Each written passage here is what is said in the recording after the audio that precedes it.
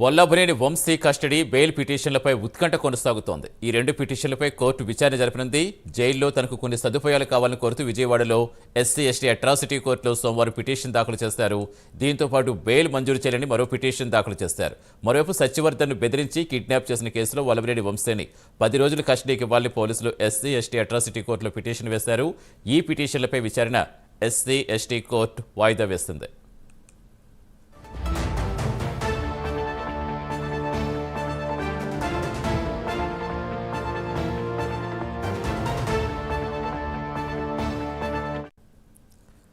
గన్నవరం మాజీ ఎమ్మెల్యే వల్లభనేని వంశీ కేసులో బాధితుడు సత్యవర్ధన్ వాంగ్మూలాన్ని కోర్టు నమోదు చేసింది. 2 గంటల పాటు విజయవాడ 2వ అదనపు జూనియర్ సివిల్ జడ్జి కోర్టులో న్యాయాధికారి అప్పారావు ఆయన వాంగ్మూలం నమోదు చేశారు. పూర్తి సమాచారం ఇచ్చేందుకు మా కరెస్పాండెంట్ రవికృష్ణ జరుగుతున్నారు. Good morning Ravikrishna. సో ఏ టైంకి విచారణకు వచ్చే అవకాశం ఉంది, అసలు ఏం జరిగే అవకాశం ఉంది అనుకోవచ్చు?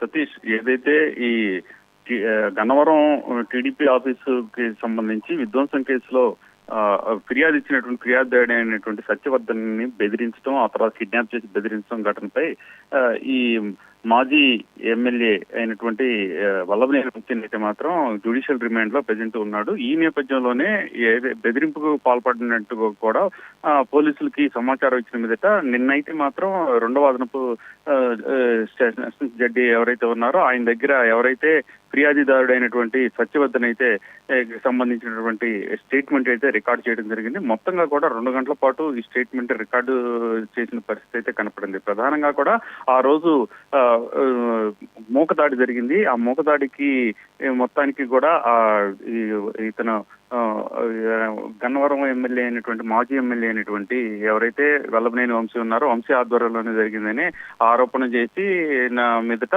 అతన్ని పై కేసు నమోదు కూడా చేసినటువంటి పరిస్థితి. ఆ తర్వాత ఎంక్వైరీ చేసిన తర్వాత ఎవరైతే ఫిర్యాదు చేసినటువంటి సత్యవర్ధన్ ఉన్నాడో ఆయన్ని కిడ్నాప్ చేసి బెదిరించి ఇచ్చినటువంటి కేసుని విత్డ్రా చేసుకునే విధంగా కూడా భయపెట్టినటువంటి పరిస్థితుల నేపథ్యంలో ప్రజెంట్ అయితే మాత్రం దానికి సంబంధించి అతను ఎవరైతే బాధితుడైనటువంటి సత్యవర్ధన్ ఇచ్చినటువంటి ఫిర్యాదు మేరకు వంశీని అరెస్ట్ చేయడం జరిగింది. దీనికి సంబంధించి స్టేట్మెంట్ కూడా రికార్డ్ చేయడం జరిగింది. అదే విధంగా కూడా 2వ పక్కన ఇప్పుడు ఏదైతే జ్యుడిషియల్ రిమాండ్ లో ఉన్నటువంటి వల్లభనేని వంశీ ఉన్నాడో తనకి దీంతో ఎటువంటి సంబంధం లేదు, పొలిటికల్ గా కూడా తనని ఇబ్బంది పెట్టే విధంగా ఇటువంటి తప్పుడు కేసులు బనాయించారు అని చెప్పి ఆయన అయితే మాత్రం నిన్న కోర్టుని ఆశ్రయించిన పరిస్థితి అయితే కనపడింది.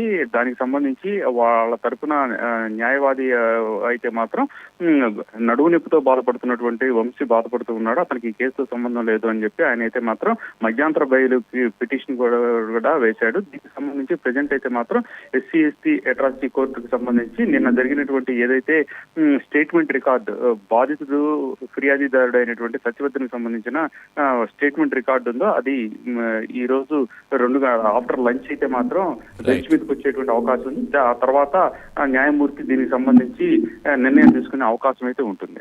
Right, thank you Ravikrishna.